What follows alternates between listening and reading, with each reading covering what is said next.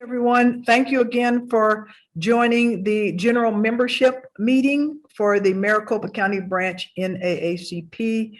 And this is our opportunity for the community to join us and learn any updates about what the Maricopa County branch of the NAACP is engaged in. We welcome you to become a member of the Maricopa County branch NAACP and/or renew your membership. And we will put that link in the chat for you if you'd like to go online and become a member. Today, we will provide you updates from the National Convention, and we will give you updates from our Political Action Committee. Our speakers this morning, we will start out with our third vice president, who is Princess Lucas Wilson, followed by our executive committee member and chair of our upcoming expo, Angela Johnson, followed by our social media chair and communications chair, Patrick Brown, who also serves on the Political Action Committee. And along with that will be Dr. Westenberg, our chair of our Political Action Committee for today.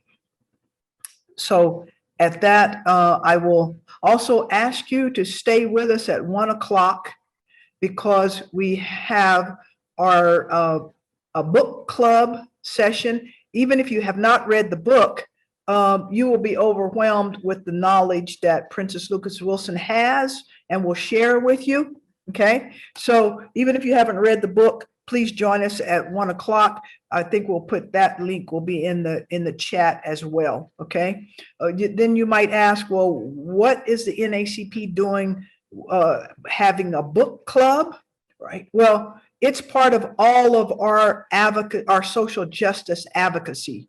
Having the knowledge, we have to educate and agitate in order to make effective change. So we implemented the book club last year to help stay educated on what people of color endure, and it forms our strategies for moving forward.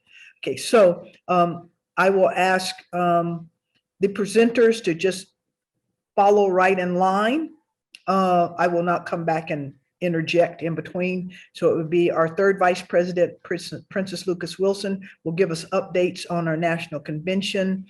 Miss Angela Johnson will then also give us information, Patrick Brown, and then Dr. Westenberg.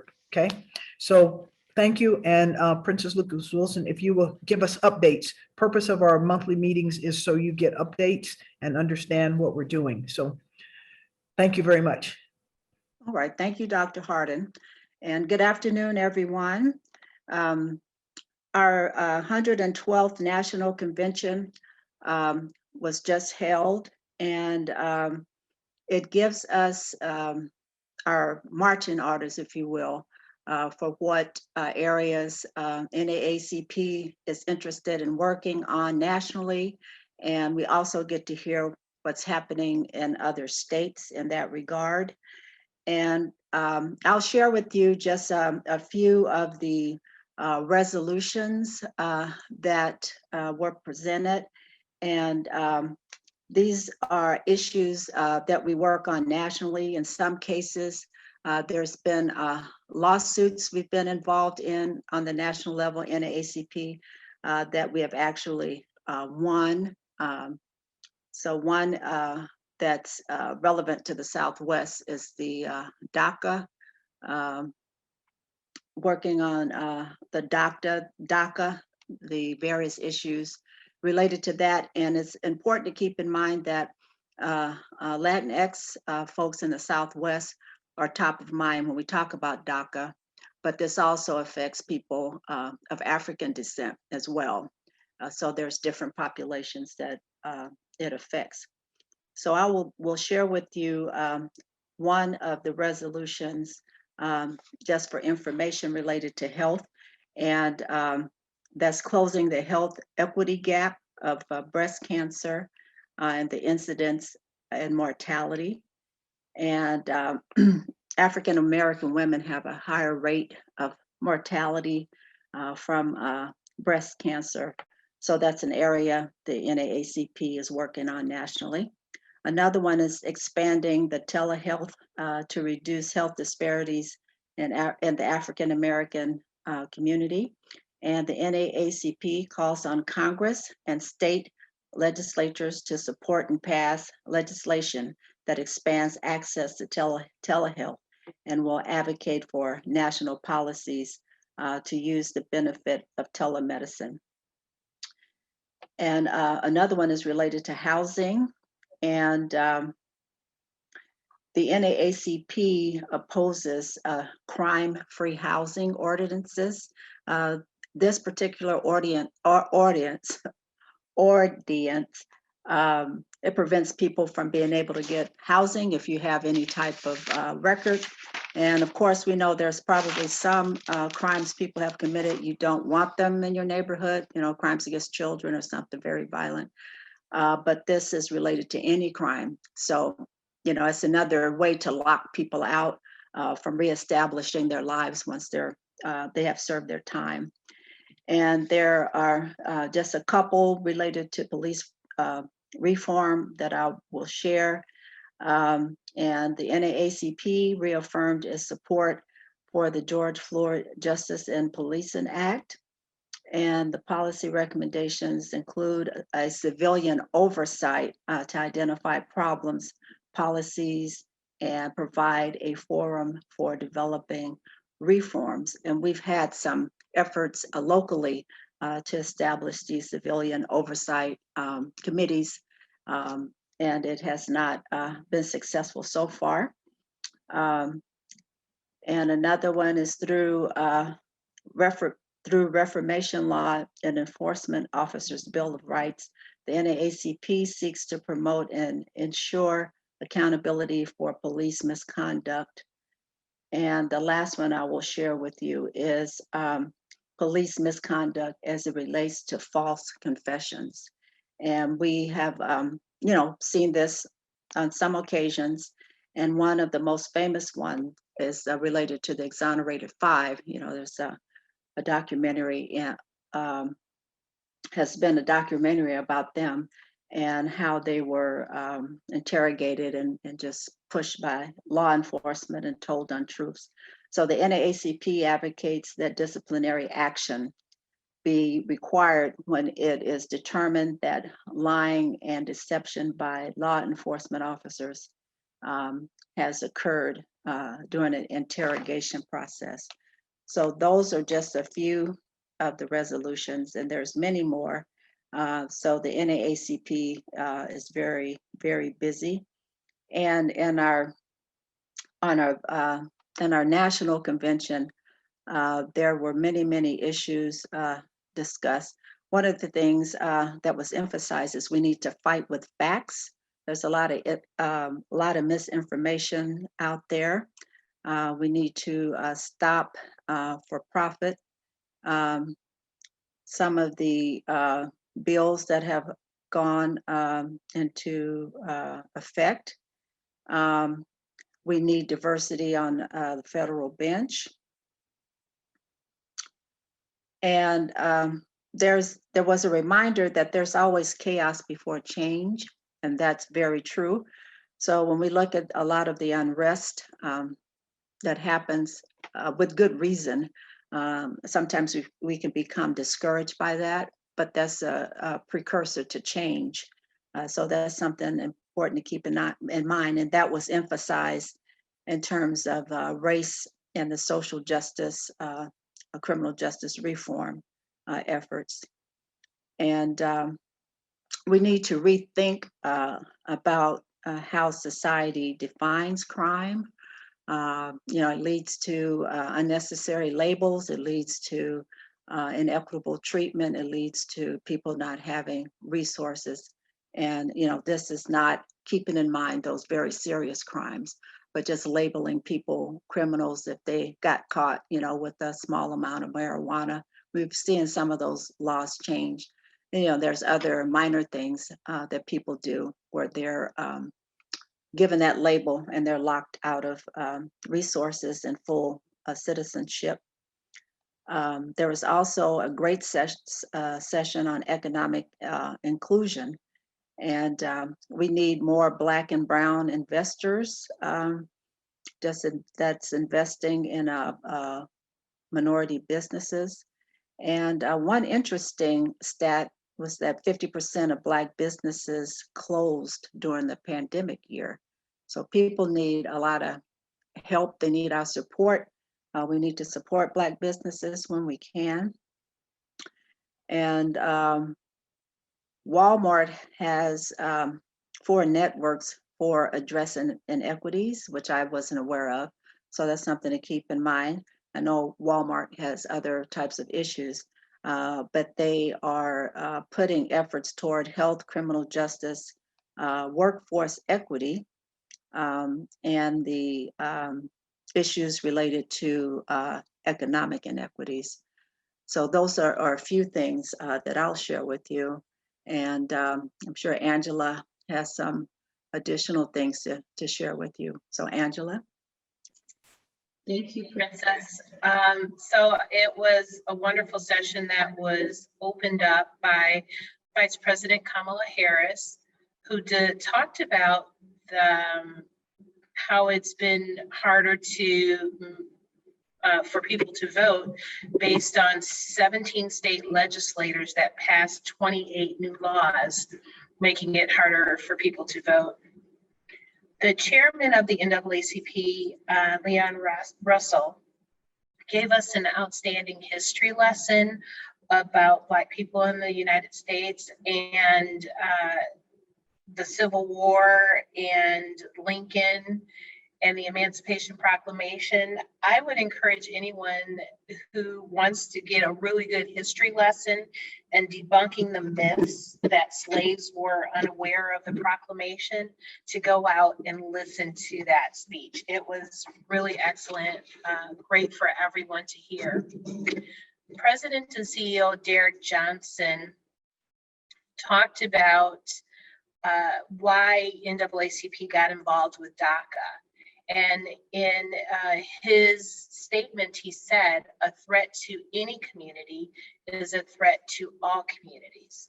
So that is why the NAACP found it important to become a part of that.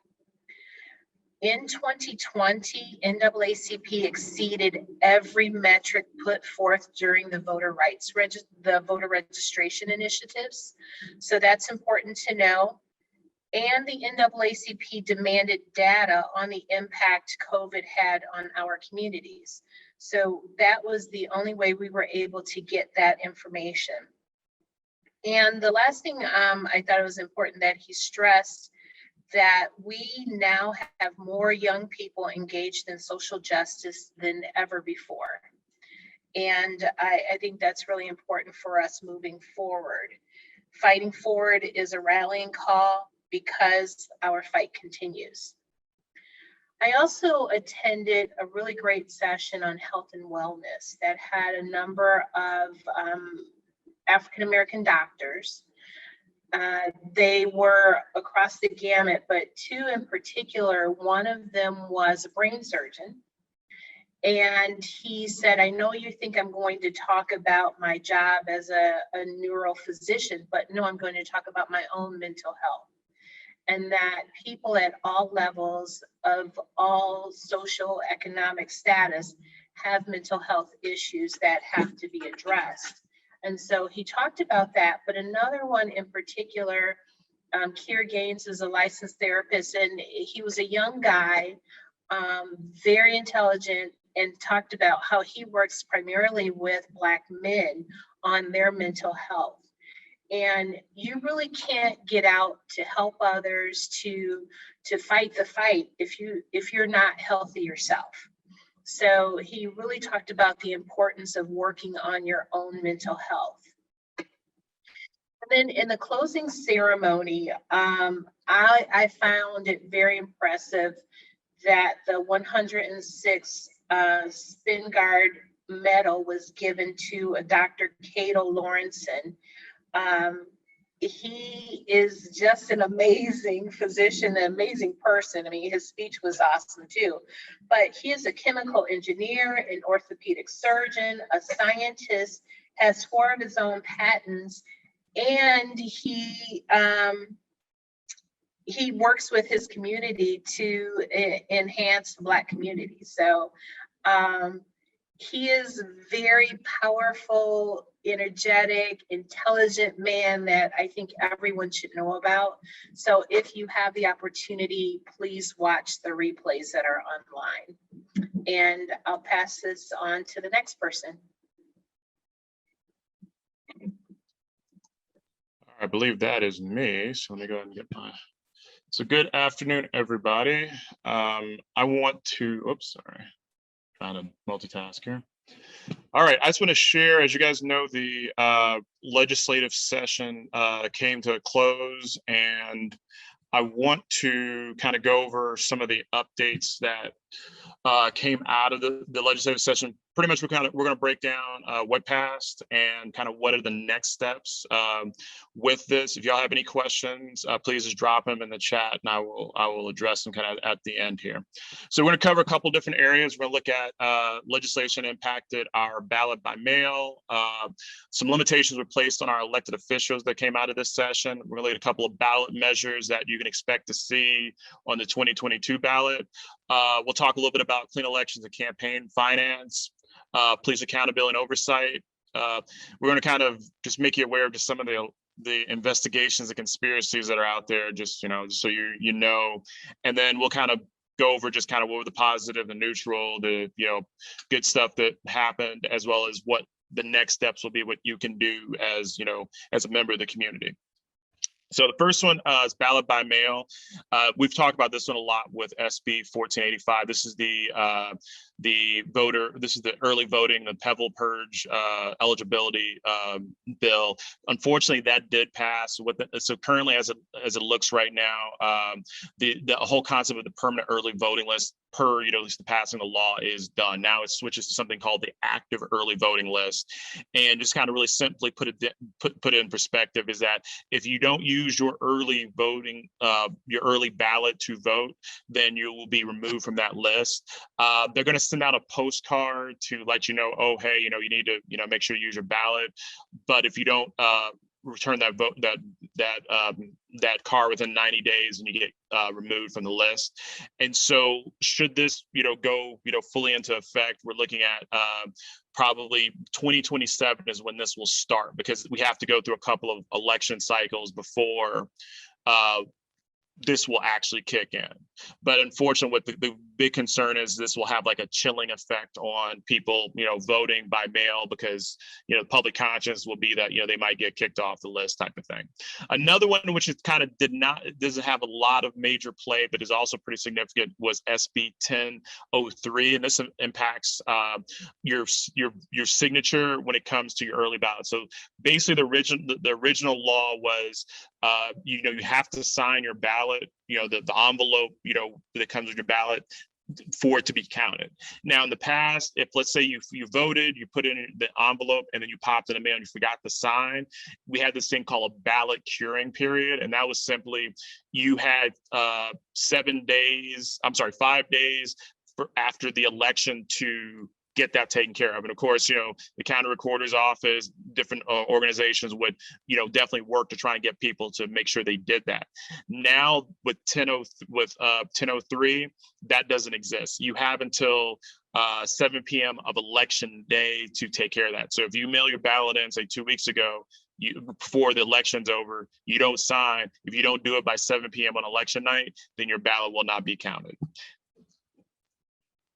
The last one, this one kind of impacts more of the county recorders. This law, HB 2905, which passed, pretty much makes it a Class 5 felony for county recorders or any other election official, for that matter, to send out ballots for anyone who doesn't request it. That was something that kind of came out of with COVID. I know the Maricopa County recorder at the time wanted to just put everybody on the Pebble list and mail out ballots to all registered voters, kind of as a response to a lot of the things going on with COVID.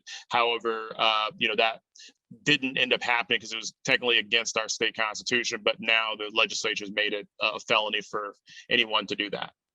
The next ones here, and some of these kind of appeared in the big budget bills, but I won't read all this to you, but pretty much what this did is it put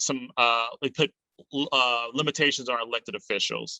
The one I'm going to highlight is SB 1819 and SB 1823. And what this did is kind of taken power away from the Secretary of State.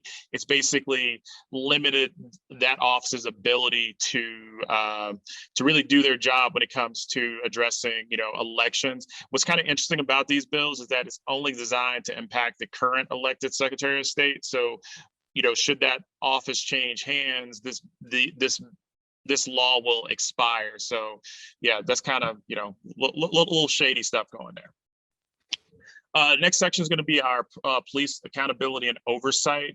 And so this kind of echoes a lot of stuff that Prince has talked about. But so one of the big ones I'm going to kind of highlight is HB 2567. This one's really interesting, and it actually got passed through the budget bill, HB 2893, and simply how this impacts the civilian review board. So as you know, like Phoenix, for example, and other communities have established civilian review boards, to provide oversight and police accountability. However, with this law, in order to be eligible to sit on these boards, you either have to be a retired police officer, current police officer, or go through police officer training in order to sit on these boards. So the impact obviously is going to have is it's going to really lower the number of people who would just off the bat be eligible to serve in these boards, but also create a chilling effect and the fact that the average citizen may not have the time to leave their job or whatnot to then go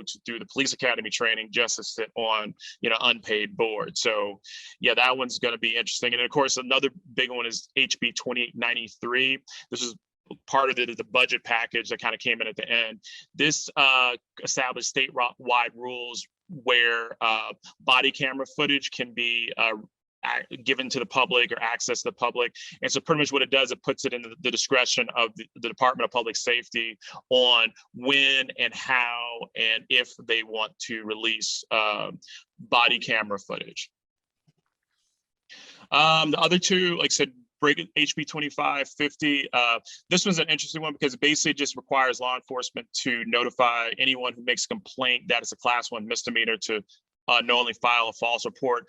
Depending on who you talk to with this particular bill, it could be kind of like, not that big of a deal, but where kind of the concern is, and some of the folks at ACLU have concern that what this will do is scare people away from making complaints because they're afraid that they might get charged the class 1 misdemeanor as kind of retaliation or something like that. So that's kind of the discussions going on with that one. And the last one just really gets into providing, appeal and notice for the Brady bill, which is the Brady database, which is basically a database of officers with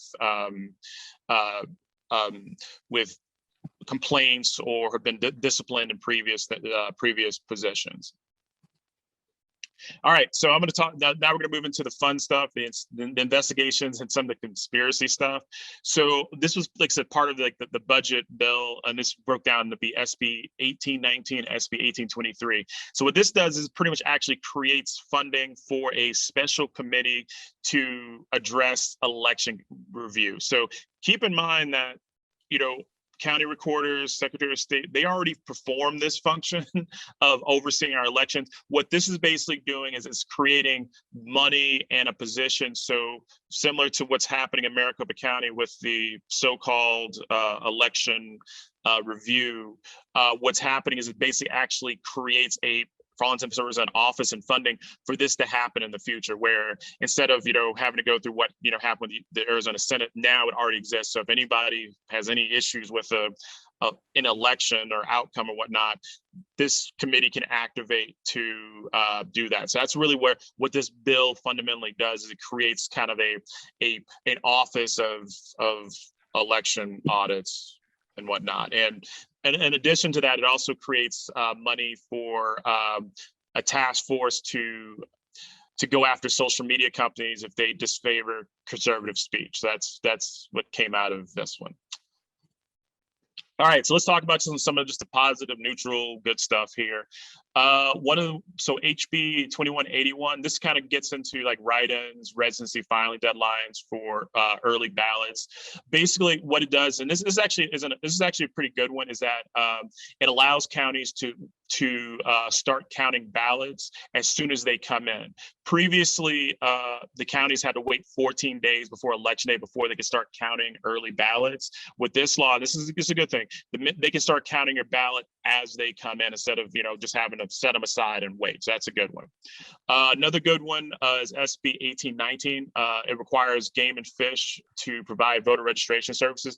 This is good because it just opens up more opportunities for people to get registered to vote. So if you fish or if you hunt or something like that, and you're not registered to vote, you can get your fishing, your hunting license, register to vote all in one stop. And this happens in a lot of other states. It's not a unique thing. Several other states do this, and so this is a good thing. The next one is SB 1492. This gets into our election law amendments. This one's, I personally think this is a good one. A lot of folks I've talked to is a good one, but it bars candidates from using a slogan as their nickname on the ballot. So you saw in a lot of elections where folks, would put in particular slogans. I won't get into what those might be as part of their nickname, kind of catch folks' eye. You can't do that anymore. You got to put your your government name on for your ballot now. The other thing, which is pretty cool, is that it gives counties an extra 4 days to canvass the primary election results. So pretty much what this does is just allows during the primary period more time for the counties to make sure that they've gotten their stuff done, and it also gives the Secretary of State a little bit more time to announce the winners of primaries. So like I said, these are like I said, pretty neutral things here. So let's talk about the things that did not pass. Now, when I say they did not pass, doesn't mean that they're gone forever. It just means they didn't go through this session. So all this stuff could easily pop up in the next session. So like I said, we got to stay vigilant, stay on point. So the first one, and we've talked about this one a lot in the past, was SB 1713. This was the really strict vote by mail ID requirements. This is the stuff where you had to mail in a copy of your driver's license and your utility bill. You had to do all that stuff. That did not pass. The next one was HB 2309. That's the protest, criminalizing protest. So this is the bill where you could be charged for all sorts of felonies for pretty much exercising your First Amendment right. That did not pass. This was kind of a given. SB 1593 was going to shorten the early voting window. Did not pass. Subpoena power for the AG to deal with the fraud unit, that didn't pass, but as in the earlier thing that I mentioned where they kind of created that funding. So even though this bill didn't pass, they kind of got it snuck through the budget process. Let me see, abolishing voting centers did not pass, and there was a bunch of other, I won't get in all of them, but like about 50 other really horrible voter suppression, anti-democracy bills that did not pass. However, that does not mean that those bills cannot reappear in the next session. So like I said, we'll keep you updated as we do. So just really to kind of summarize what happened, especially in the areas of voting rights and election changes. The Pebble Purge bill, unfortunately, like I said, that did pass. That bill is, of course, in law, and that exists. Unfortunately, like I said, they did pass a lot of issues where it came to funding for elections. So they did pass a bill which does not allow county recorders to take private money for, not private money, but take alternative funding for running elections. In a county like Maricopa County, we've got a really large county, pretty healthy budget that typically our county recorders get, for the most part, everything they need financially to run elections. However, in smaller counties, they often have to go out for either grants or alternative funding in order to fund their elections, because they just don't have the same level of income. They can't do that now. That's gonna really make it hard for those counties outside of, say, a large county like Maricopa County or even Pima County to really run their elections efficiently, because they won't have the budget money to do it. Of course, we kind of talk about this one, taking power to settle election lawsuits away from the Secretary of State. Yeah, the Secretary of State is supposed to be the person who handles our election issues. And like I said, with this kind of one-time law, it's taking it away from the current Secretary of State and putting it into the authority of the Attorney General. However, like I said, what's weird is that expires at the end of, when there's a changeover in this particular office.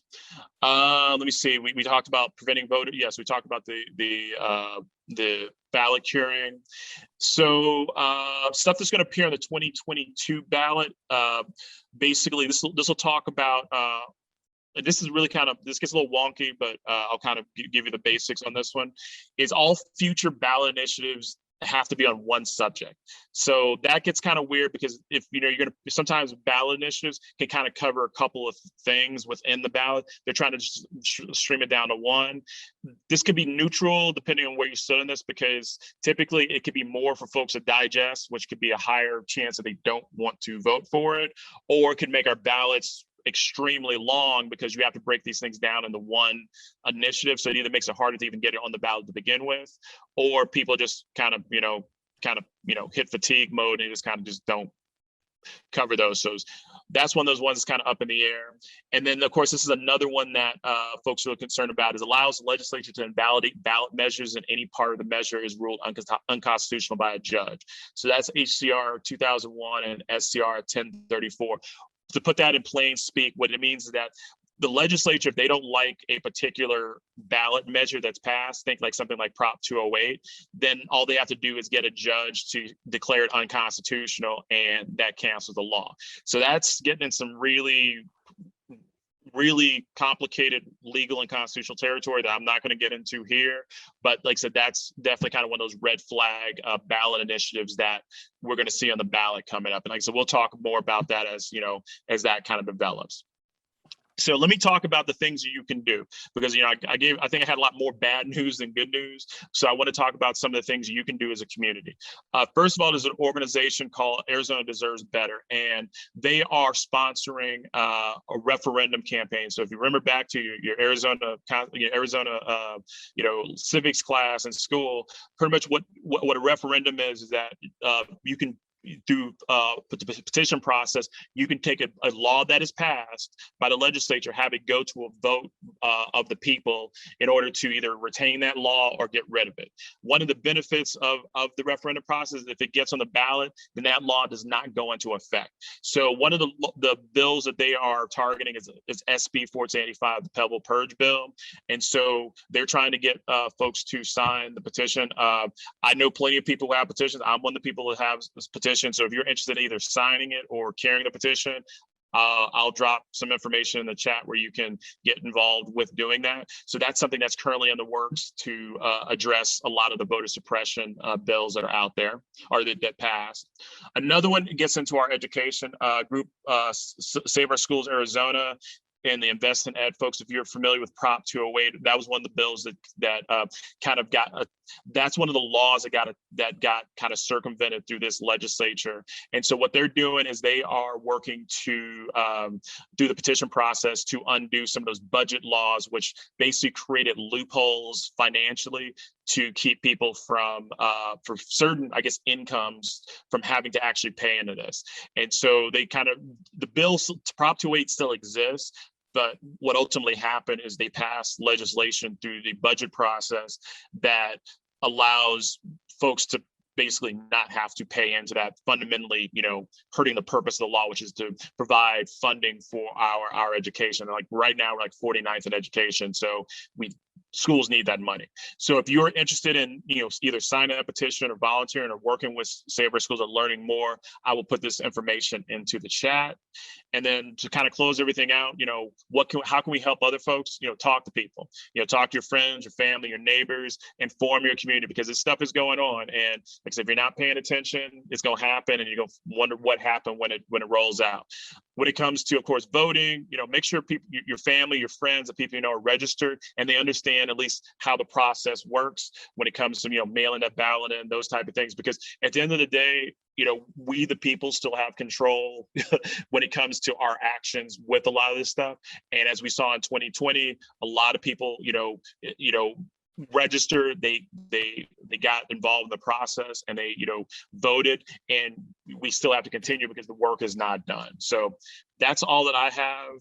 I don't know if there are any questions in the chat. I'll check here in a second, but not seeing anything. Patrick, I have a question. Let's see, you talk at warp speed, so Yes. you know, we're trying to process all that information. Would you just repeat um, about the postcard that might be mailed out, like not at warp speed, you know, just kind of like slow it down. Let me do it. I'll explain it at the, I didn't, have too much coffee speed here. Thank you. Yeah, that's, so tell us, real basic, what we want people to watch for, so that they make sure that they stay on the mailing ballot and things like that. Okay. And also about the signature, would you go over that real slow Sure. as well? Okay. So let me, I'll kind of do it this way to kind of, so folks have a good handle. I'm going to talk about the previous law. So if you, with the permanent early voting list, once you are signed up for that, you're on it forever. It's permanent.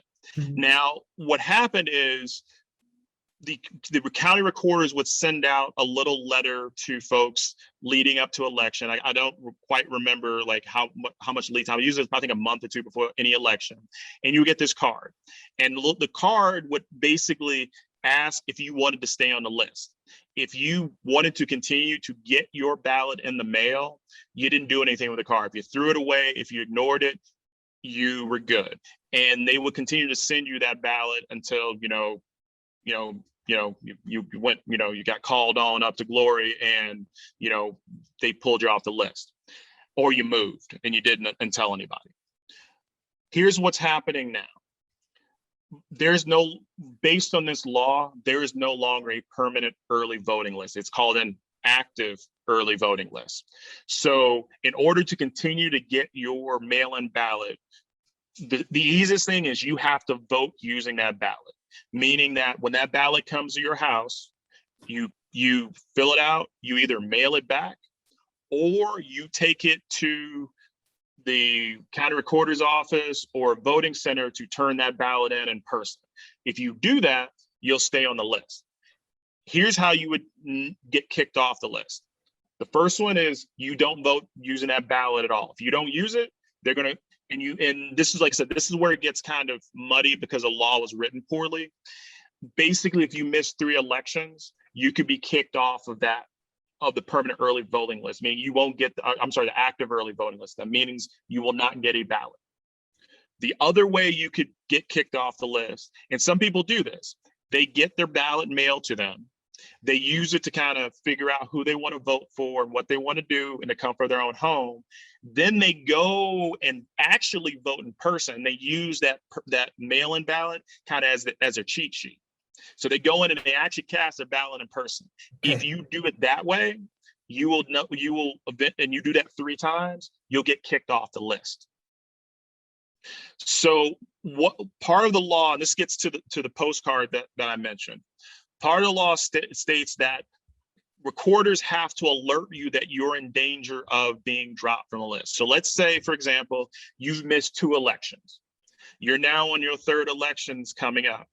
And this, like I said, this is where it's muddy because they didn't spell out what the procedures were. And so as they left it to the recorders to figure it out for themselves, is that the county recorder could conceivably or hypothetically send you that little postcard in the mail. And if you don't answer that postcard or it gets lost with your junk mail or whatnot, or you don't respond, then you're not getting a ballot. You're kicked off the list. And question, so just in your opinion, we think that probably those cards might be sent to everybody at the same time. So whenever we, as an NAACP branch, whenever we hear that those postcards have been sent out or something, we can alert people on our listserv. Be sure you check your mail. Don't put it in, because the way I'm interpreting it is that it could be looking at sort of my stack of mail over there. It could get put in as sort of like the junk mail. And right. So we want to make sure people are paying attention to those notifications and things like that. Right. And so at this point, we don't know what the procedures are going to be because the law doesn't really spell it out. It leaves it up to the recorders to decide. So for example, in Pima County, folks asked the Pima County recorder, like, hey, how are you going to interpret this law? Mm-hmm. And the way that the Pima County recorder said is like, they're anticipating that they're not going to deal with this until about 2025, because that would be, based on how the law is written, that would be the first trigger point that Mm-hmm. they would say, hey, you missed the midterm elections, you missed whatever happened, the next presidential election, you're now up to your final strike. You need to mail this card in if you want to continue getting a mail-in ballot. Mhm. However, say the Cochise County recorder may do that after the first strike. So we're not sure. And the Maricopa County recorder hasn't really addressed what their policy is. And so that's one of the issues with the law. Okay. Simply, my own thing is I always like to keep things very, very simple. Mm-hmm. Use your mail-in ballot. If this law stands, if it continues forward, just use your mail-in ballot. Make sure you're voting in every election using that ballot, and you'll stay on the list. Mm-hmm. But if you don't use it, that's where you run that risk. Mm-hmm. Gotcha. So you had a second question about the signing. So yeah, your signature, like signature, yes. If they had if they have a question of your signature, you have 5 days. They might alert you or something, and you have 5 days to clear up your signature or something like that. Yeah. So let's explain this one. So with the signature part, the old law, you had 5 days from the end. So from election day plus 5, but we'll put it like that, to clear up any signature issue. So this could be, you forgot to sign your ballot, or so you didn't sign the envelope, the affidavit, you forgot to sign that, but you mailed it anyway, you dropped it off anyway. You had 5 days to address that. If there was some issue with your signature, maybe, I don't know, let's say you broke your hand, so your signature is not quite like what it is for the signature verification. They had 5 days to say, hey, we have an issue with your signature, we need you to come take care of this, come down to the office or whatnot. Now that 5-day period is gone.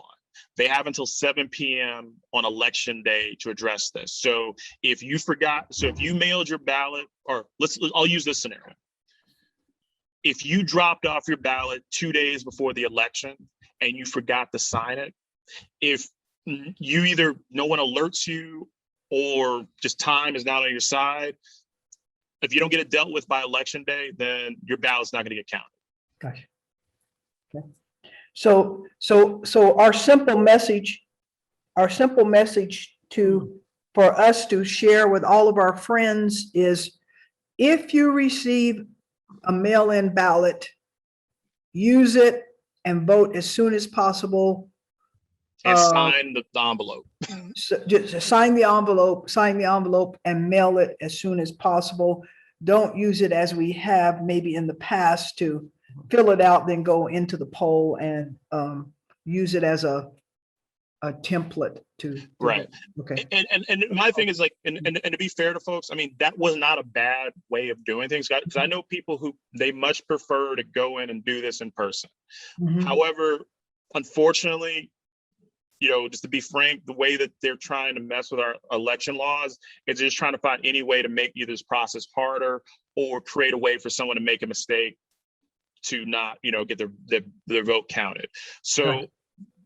to that point, my advice is, don't sit on your ballot. When you get your ballot, go through the stuff, use it, make sure you signed it and get it sent back. Mm-hmm. The good thing is that but now they can count ballots as soon as they get them versus having to wait.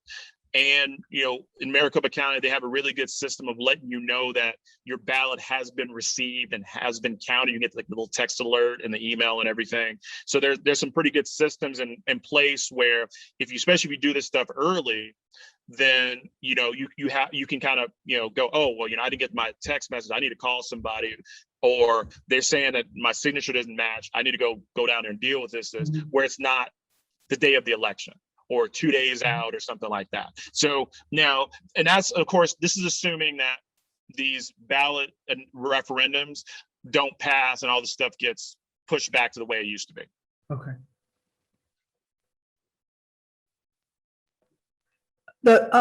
Anyone in the people you have questions or comments or experiences that you'd like to share about voting before we turn it over to our political action chair, Dr. Westenberg?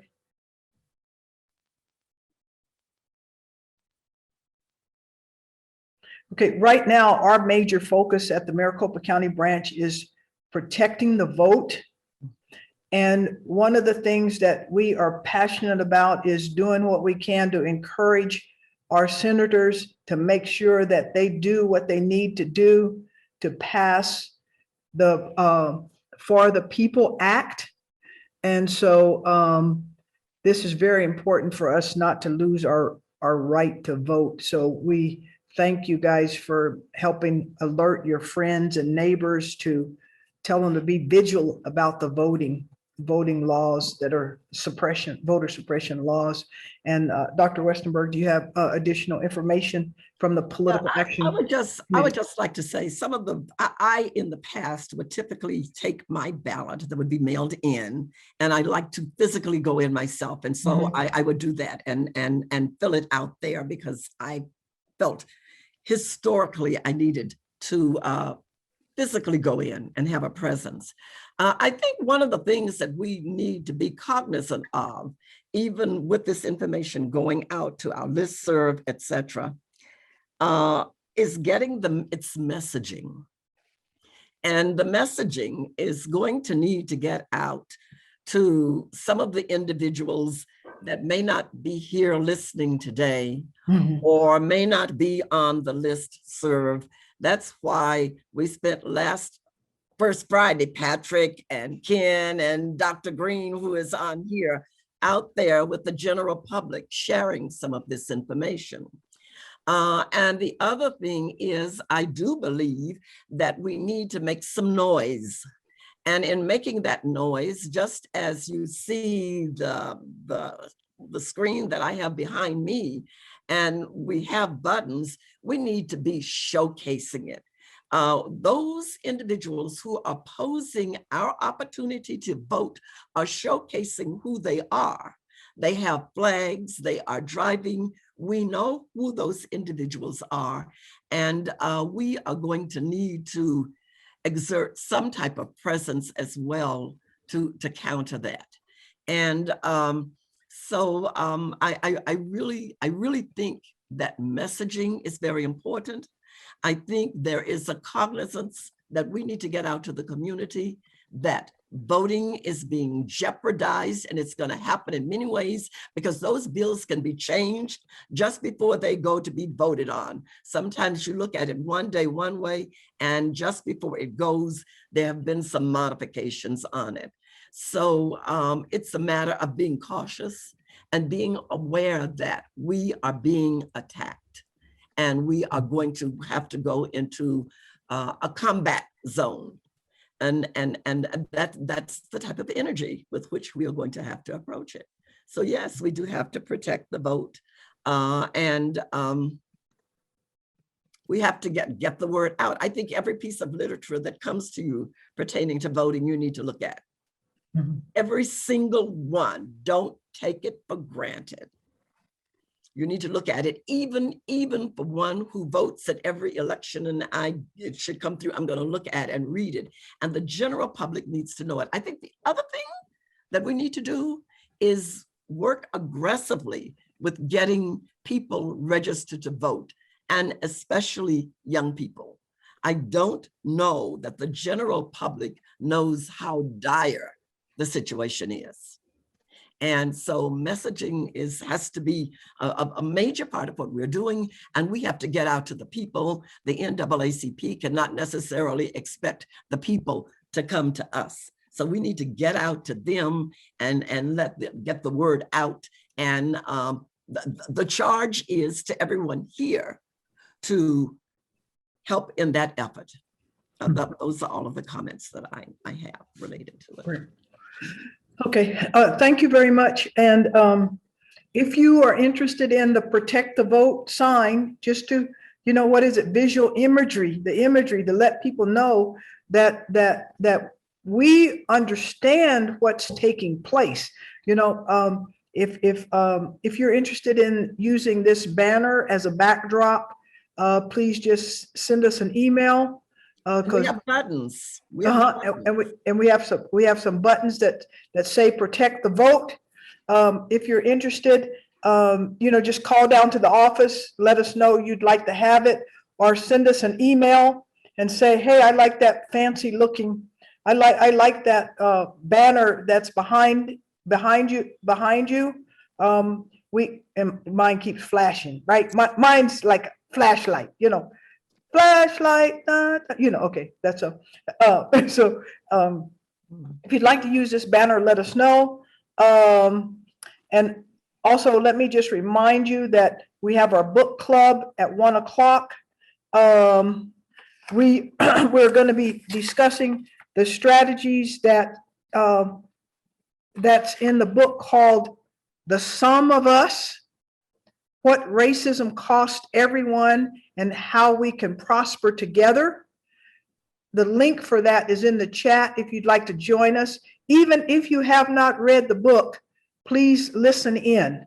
The Sum of Us: What Racism Cost Everyone and How We Can Prosper. Dr. Westenberg has an announcement related to protecting our vote. And with that, I would say thank you very much. And we will get ready for our 1 o'clock book club session. Thank you to our presenters today, Ms. Angela Johnson, and our third Vice President, Princess Lucas Wilson. For the announcement, and it just came through, on Monday, there will be a Moral Monday rally, march, and peaceful sit-in at Cinema's office featuring Reverend Jesse Jackson and the Reverend Dr. William J. Barber Jr. and Barbara Ann Wine. It will be at 9 a.m., July the 26th. The meeting will be at Kachina Park, East Campbell Avenue and North 42nd Street. And it states on Monday, July 26th at 9 a.m., Reverend Jesse Jackson, Dr. William J. Barber Jr., and Barbara Unwine are coming to Phoenix. They'll be leading a rally, march, and peaceful sit-in at Cinema's office to demand immediate action to defend our democracy, even at the risk of arrest. Our own leadership, Dr. Warren H. Stewart Jr. and Pastor Audrey Barnwell will be joining in the peaceful demonstration, and we're asking more faith leaders to join them. We also need de-escalation clergy to sign up to assist with the protest. These volunteers will not be risking arrest. When I look at the form, and Patrick, I sent it to you, there is a sign up for the protest and there is a sign up for de-escalation. And I went in and looked at the sign up process for it. There are more details, but they do ask you about some qualifications for de-escalation. There is some training that will take place there. And so if you're all interested, I think this is very worthwhile. And some of us might want to participate. Did you get it, Patrick? I just emailed. Yeah, I'm posting in the link in the chat right now. Very good. Okay, very much, very well, thank you. And with that, I will just let people know, Reverend Dr. Barber, who did the Moral Mondays, he is joining, well, Beto O'Rourke is joining with Reverend Dr. Barber to try to do the same kind of thing in Texas. Yeah. And just to remind you, coming out of the National Convention, our NAACP National Convention, our position as the NAACP is collaboration, collaboration, collaboration, collaboration, collaboration, collaboration. It's going to take us joining with everyone to protect everybody's right to vote. And our position at the NAACP at the Maricopa County branch is that everyone should have the right to vote regardless of their political party. One voice, one vote. The NAACP is nonpartisan, but the NAACP supports people who support rights for all the people. Okay. So with that, I would say thank you very much. And please take a quick break and come back and join us at 1 o'clock for our book club.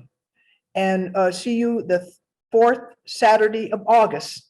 Thank you for taking time out of your busy schedules to come in and listen to the updates of what the Maricopa County Branch NAACP is actively doing for the community. So see you at 1 o'clock, everyone.